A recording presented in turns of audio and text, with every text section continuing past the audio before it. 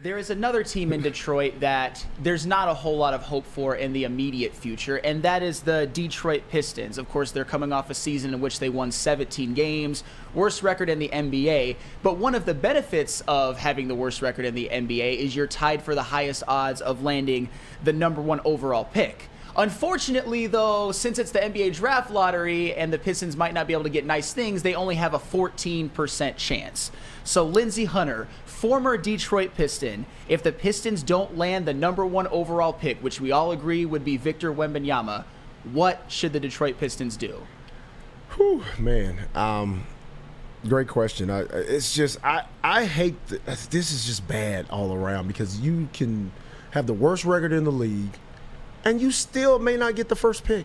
You still may not get the third. Right. That's it's so backwards. I don't know. They need to fix it.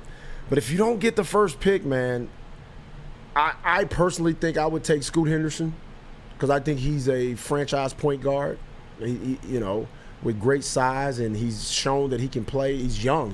I think he's 18, 19 years old. And I continue to build.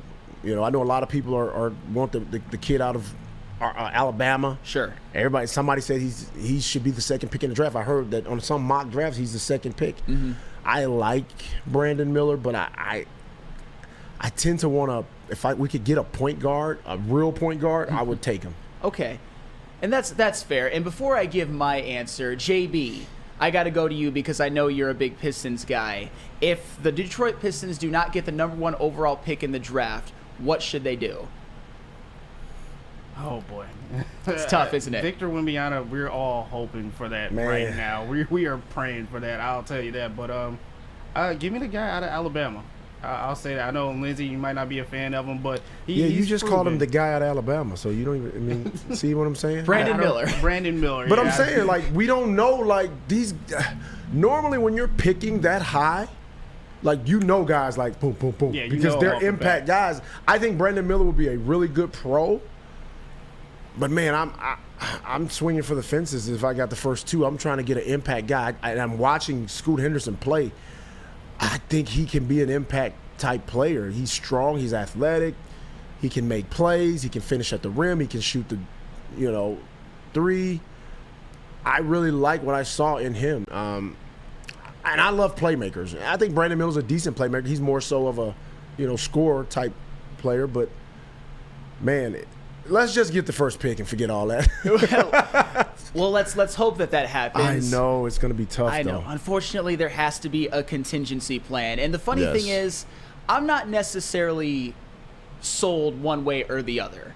I think that I would be okay with both of them. The thing about Scoot Henderson is that obviously he played in the G League. He didn't play in college, so he didn't get the same recognition as some people. But he was also playing against pros, and he was giving you 17, 5, and 7 on decent efficiency as an 18, 19-year-old. He's the type of guy, he sort of reminds me, he's got good size, athleticism, ability to drive to the hoop. He kind of reminds me a little bit of prime Derrick Rose. Woo! I'm not saying he's going to be prime Derrick Rose, but that's kind of the comp that I often see. And I sometimes see it just with the stupid athleticism and size because we forget how great Derrick Rose really was in his prime. I was fortunately got to be with Derrick his first 2 years in the league. Mm-hmm. And to say, I understand what you're saying, but to see and know Derrick Rose, man, that was a generational player. Some of the things I watched him do, I was baffled. He was amazing. Athleticism, IQ, will to win, just the drive that he had and the work ethic. That was the biggest thing.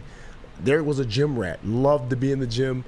Would come back to the gym after practices and work on his game for hours. He was that type of player, and that's the most important thing. I think when you draft high, the talent is there. A guy's talented. The thing that separates these guys is how hard are they willing to work when they're doing it on their own, and that's what separates these guys. And that's the hard part as a scout. It's hard to know that because people can put on fronts, but you can't put on front for an entire year. Mm-hmm. And when you're drafting, man, and I'm telling you, I was part of it, and we drafted a kid, and I'm not going to call his name and embarrass him. But he was the laziest draft pick that I'd ever been associated with. And I'm like, how did we miss that? Pretty sure I know who you're talking about. I'm not gonna out him either. But we had this conversation before. Dude, just put him on blast. No. Go ahead. No, I mean go right ahead if you want. You don't have to. He was. I mean, played great in college. Could run a ball club. Amazing IQ. Good size. Dude didn't want to do anything extra. Nothing. Kendall Marshall. That's exactly former North Carolina point guard. That's exactly who I was thinking of. I was so mad at myself because I was, scouting, and we did all the background work, and everybody said the right thing. Everybody said, "Oh man, high character kid." And he was high character guy, all that stuff. Nobody said he was lazy as hell.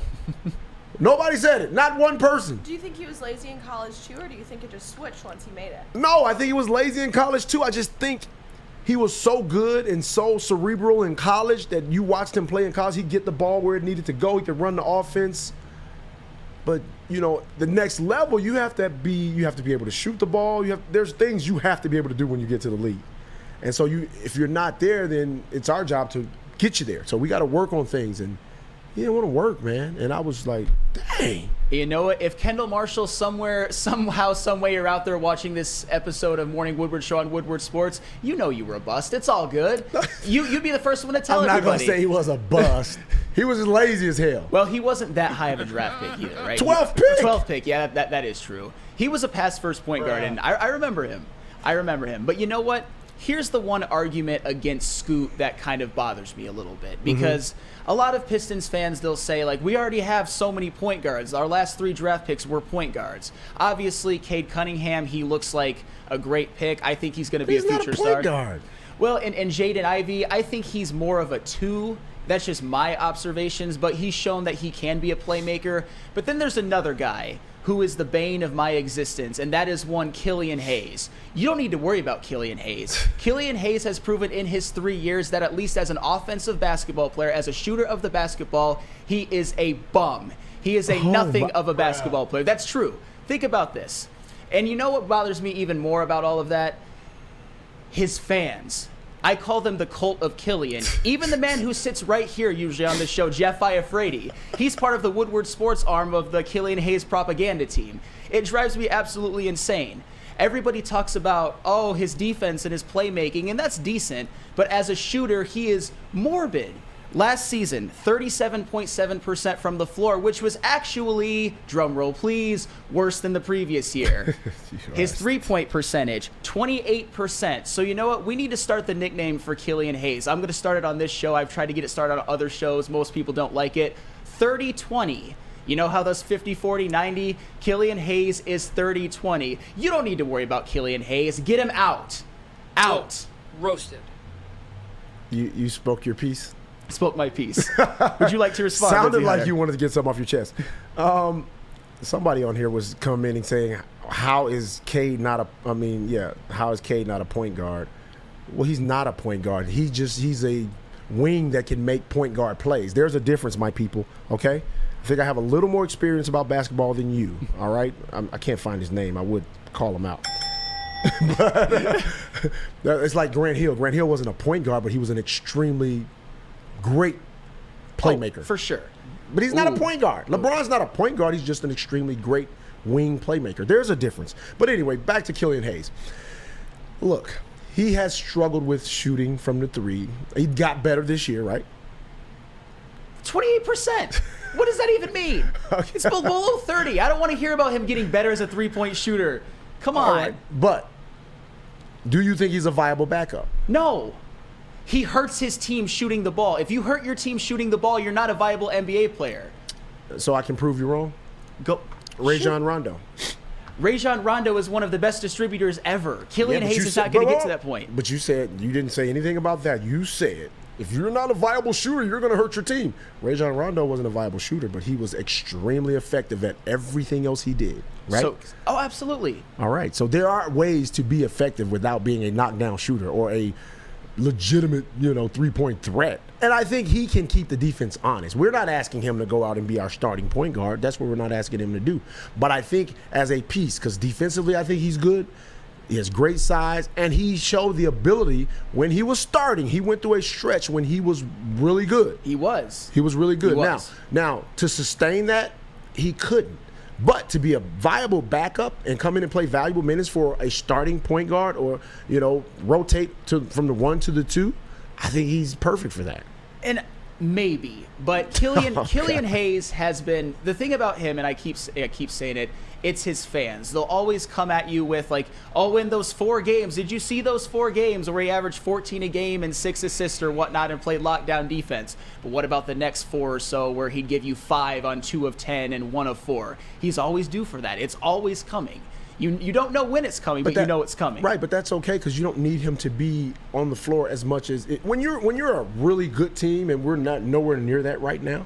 When you're a really good team, then it'll limit your role players to do what they need to do, not get outside of what they, what we think they're capable of. So when you limit those guys and put them in solidified roles, then it condenses the 3-point shooting that you so madly are in love with, and it stops him from having to have so much responsibility.